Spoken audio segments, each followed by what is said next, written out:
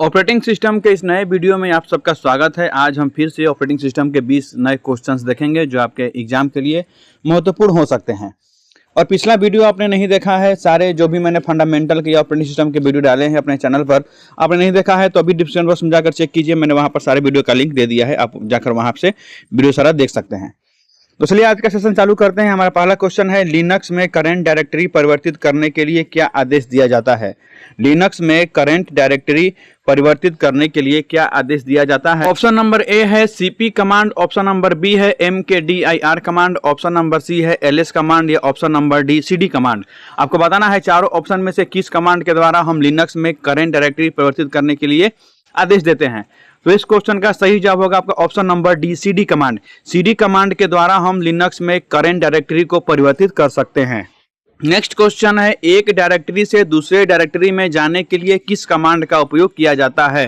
Question फिर से सुन लीजिए, एक डायरेक्टरी से दूसरी डायरेक्टरी में जाने के लिए किस कमांड का उपयोग किया जाता है। Option number A dir command, option number B copy command, option number C md command या option number D cd command. पिछला वाला क्वेश्चन ही है, यहाँ पर घुमा के पूछ दिया है।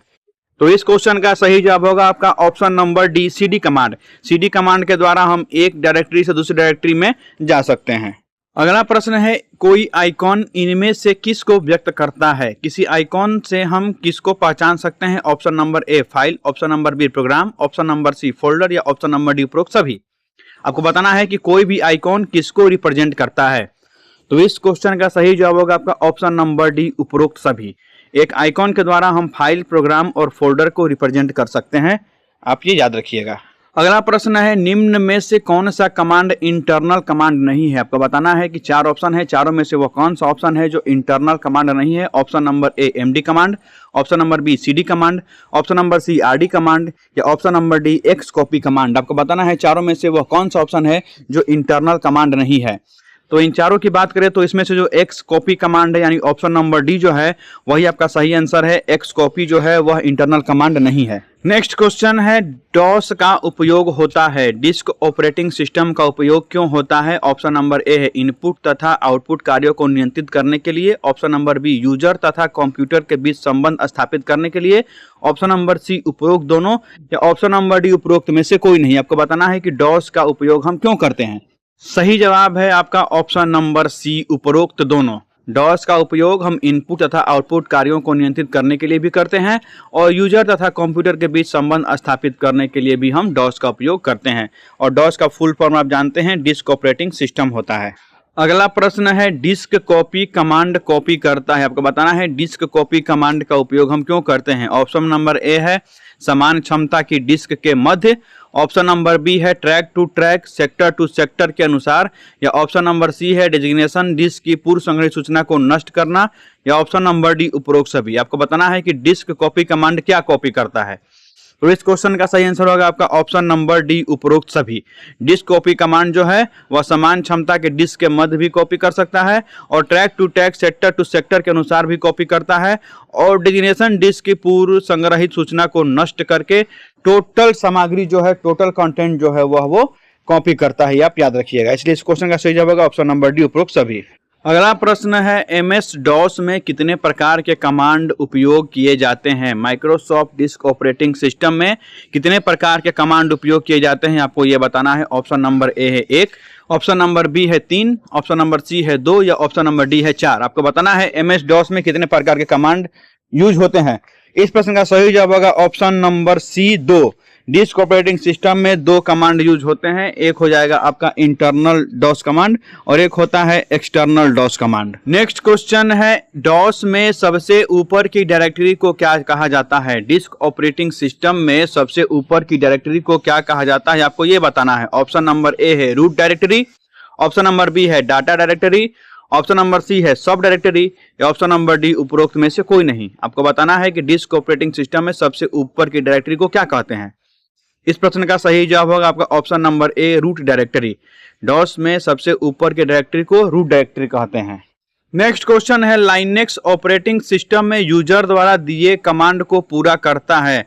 लाइनक्स ऑपरेटिंग सिस्टम में यूजर द्वारा दिए कमांड को कौन पूरा करता है। Option number A kernel, option number B shell, option number C prompt या ऑप्शन नंबर डी उपरोक्त में से कोई नहीं।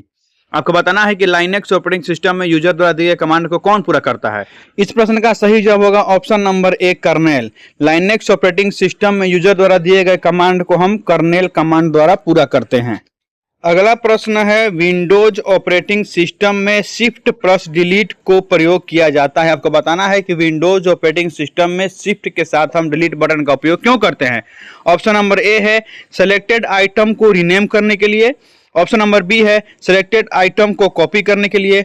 ऑप्शन नंबर सी है सिलेक्टेड आइटम का शॉर्टकट बनाने के लिए। या ऑप्शन नंबर डी किसी आइटम को परमानेंट डिलीट करने के लिए। तो आप सभी जानते हैं कि इस प्रश्न का सही जवाब होगा ऑप्शन नंबर डी, किसी भी आइटम को परमानेंट डिलीट करने के लिए हम शिफ्ट प्लस डिलीट बटन का उपयोग करते हैं।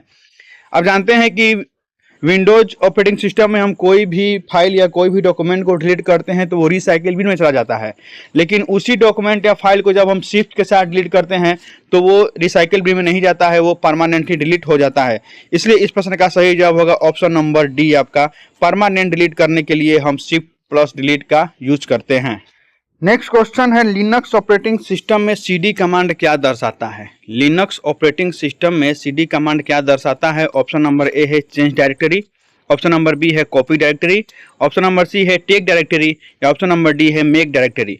तो इस क्वेश्चन का सही आंसर होगा आपका ऑप्शन नंबर ए, चेंज डायरेक्टरी। आपको याद होगा आज का पहला और दूसरा क्वेश्चन और ये वाला क्वेश्चन तीनों सेम टू सेम है, इसलिए आपको याद रखना है कि एग्जाम में आपसे क्वेश्चन घुमा घुमा के पूछ सकता है। इस प्रश्न का जवाब ऑप्शन नंबर ए होगा, change directory Linux operating system में सीडी कमांड को दर्शाता है। नेक्स्ट क्वेश्चन है, डॉस में स्क्रीन को साफ करने के लिए कौन सा कमांड दिया जाता है। डिस्क ऑपरेटिंग सिस्टम में स्क्रीन को साफ करने के लिए हम कौन से कमांड का यूज करते हैं। ऑप्शन नंबर ए है CLS command. Option number B है clear command. Option number C है क्लीन कमांड। या ऑप्शन नंबर डी है डिलीट कमांड। तो डिस्क ऑपरेटिंग सिस्टम में हम स्क्रीन को साफ करने के लिए CLS कमांड का उपयोग करते हैं, इसलिए इस प्रश्न का सही जवाब होगा ऑप्शन नंबर ए, CLS कमांड। अगला प्रश्न है, CLI का पूरा नाम क्या है। आपको बताना है कि CLI का फुल फॉर्म क्या होता है। ऑप्शन नंबर ए है command line interface. Option number B है common line interface. Option number C है कंप्यूटर लाइन इंटरफेस। या ऑप्शन नंबर डी उपरोक्त में से कोई नहीं। तो CLI का फुल फॉर्म होता है कमांड लाइन इंटरफेस, इसलिए इस प्रश्न का सही जवाब होगा ऑप्शन नंबर ए, कमांड लाइन इंटरफेस। आपको ये याद रखना है। अगला प्रश्न है, इको कमांड का उपयोग होता है। आपको बताना है कि इको कमांड का यूज हम क्यों करते हैं। ऑप्शन ए है मैसेज के लिए। ऑप्शन बी है डाटा कॉपी करने के लिए। ऑप्शन सी है डाटा डिलीट करने के लिए। या ऑप्शन डी है इनमें से कोई नहीं। आपको बताना है इको कमांड का उपयोग हम क्यों करते हैं। तो इको कमांड का उपयोग हम मैसेज के लिए करते हैं, इसलिए इस प्रश्न का सही जवाब होगा ऑप्शन नंबर ए, मैसेज के लिए। नेक्स्ट क्वेश्चन है, लाइनक्स में किसी फाइल कंटेंट को स्क्रीन पर पूरा देखने के लिए क्या आदेश दिया जाता है। आपको बताना है कि लाइनक्स में किसी भी फाइल कंटेंट को हमको फुल स्क्रीन पर देखने के लिए हम कौन सा कमांड देते हैं, आपको ये बताना है। ऑप्शन नंबर ए है more command. Option number B है cat command. Option number C है IS कमांड। या ऑप्शन नंबर डी है IPR कमांड। आपको बताना है कि लाइनक्स में किसी भी फाइल या कंटेंट को स्क्रीन पर पूरा देखने के लिए हम कौन सा कमांड देते हैं। तो इस प्रश्न का सही जवाब होगा आपका ऑप्शन नंबर ए, मोर कमांड। मोर कमांड के द्वारा हम लाइनक्स में किसी भी कंटेंट फाइल को स्क्रीन पर पूरा देख सकते हैं। अगला प्रश्न है, सबसे ज्यादा इस्तेमाल होने वाला ऑपरेटिंग सिस्टम है। आपके सामने 4 ऑप्शन है, चारों ऑप्शन में से बताना है कि सबसे ज्यादा इस्तेमाल होने वाला ऑपरेटिंग सिस्टम कौन सा है। ऑप्शन नंबर ए है Unix operating system. Option number B है DOS operating system. Option number C है लिनक्स ऑपरेटिंग सिस्टम। या option number D Windows operating system. चारों में से वह कौन सा ऑपरेटिंग सिस्टम है जो सबसे ज्यादा यूज होता है। तो इसका सही जवाब होगा आपका option number D, Windows. Windows operating system सबसे ज्यादा इस्तेमाल होने वाला ऑपरेटिंग सिस्टम है, आपको ये याद रखना है। नेक्स्ट क्वेश्चन है, निम्न में से लिनक्स ऑपरेटिंग सिस्टम का उदाहरण है। आपके सामने 4 ऑप्शन है, चारों में से वह कौन सा ऑप्शन है जो लिनक्स ऑपरेटिंग सिस्टम का उदाहरण है। ऑप्शन नंबर ए है red hat. Option number B है black hat. Option number C है ब्लू चिप। या ऑप्शन नंबर डी इनमें से कोई नहीं। तो इस प्रश्न का सही जवाब होगा आपका ऑप्शन नंबर ए, रेड हैट। रेड हैट जो है वह लिनक्स ऑपरेटिंग सिस्टम का एक उदाहरण है। अगला प्रश्न है, लिनक्स में कमांड इंटरप्रेटर का कार्य करता है। लिनक्स में कमांड इंटरप्रेटर का काम कौन करता है। ऑप्शन नंबर ए है सेल। ऑप्शन नंबर बी है कर्नेल। ऑप्शन नंबर सी है उपरोक्त दोनों। या ऑप्शन नंबर डी है उपरोक्त में से कोई नहीं। आपको बताना है कि लिनक्स में कमांड इंटरप्रेटर का कार्य कौन करता है। तो इस प्रश्न का सही जवाब होगा आपका option number A, shell. Shell जो है वह लिनक्स में कमांड इंटरप्रेटर का कार्य करता है। अगला प्रश्न है लिनक्स कमांड जो टर्मिनल IO सेटिंग सेट करने के लिए प्रयोग किया जाता है। आपको बताना है कि वह कौन सा लिनक्स कमांड है जो टर्मिनल IO सेटिंग सेट करने के लिए किया जाता है। ऑप्शन नंबर ए है STTY command, option number B है TTY command, option number C है PTTY कमांड या ऑप्शन नंबर डी है उपरोक्त सभी। आपको बताना है कि वह कौन सा कमांड है जो टर्मिनल IO सेटिंग सेट करने के लिए प्रयोग किया जाता है। तो इस प्रश्न का सही जवाब होगा आपका ऑप्शन नंबर ए, STTY कमांड। STTY कमांड से हम टर्मिनल IO सेटिंग सेट कर सकते हैं। आज का अंतिम और अगला प्रश्न है कॉपी कॉन किस तरह की कमांड है। आपको बताना है कॉपी कॉन कमांड किस तरह की कमांड है। ऑप्शन ए इंटरनल कमांड है, option number B external command है, option number C inline command है या ऑप्शन नंबर डी उपरोक्त में से कोई नहीं। आपको बताना है कॉपी कॉन कमांड किस तरह का कमांड है। तो इस प्रश्न का सही जवाब होगा option number A, internal command. Copy con command जो होता है वह इंटरनल कमांड होता है। तो आज का यह लास्ट क्वेश्चन था। आशा करते हैं कि आज का ये 20 क्वेश्चन आपको पसंद आया होगा। और एक बात और है कि आपको बहुत सारे लोगों को ये क्वेश्चन ये सब समझ में नहीं आ रहे होंगे ऑपरेटिंग सिस्टम का। तो एक बात आपको बता दें कि आपको रटना नहीं है, आप बस क्वेश्चन एक नज़र सब देखते चलिए। देखने से होगा क्या कि कभी आप एग्जाम में जब बैठिएगा और इसमें से कोई ये क्वेश्चन आएगा तो आपके दिमाग पर चढ़ेगा कि हाँ मैंने ये क्वेश्चन का आंसर कहीं पढ़ा हुआ था, तो आप लगभग सही आंसर उस समय आप कर पाएंगे। अगर आप ये सब क्वेश्चन देखेंगे नहीं, एग्जाम में अगर आप बैठिएगा तो आपके लिए सब क्वेश्चन नया होगा, तो हो सकता है कि वहां पर आपका गलती हो जाए, आप गलत ऑप्शन मार के चले आएं। लेकिन एक नज़र आप जब क्वेश्चन देख लीजिएगा तो आपके दिमाग के किसी कोने में ये क्वेश्चन जरूर पड़ा रहेगा और जब क्वेश्चन आपके सामने ये आएगा एग्जाम में तो आपको तुरंत उसका आंसर भी लगभग आप उसका आंसर सही लगा पाएंगे। आप ये याद रखिएगा। और एक चीज़ और है कि आप अपना तैयारी करते रहिए, टाइपिंग की तैयारी करते रहिए। आपके लिए हम क्वेश्चन लाते रहेंगे। आपको क्वेश्चन समझ में आए या फिर नहीं आए, आपको सारे क्वेश्चन देखने हैं।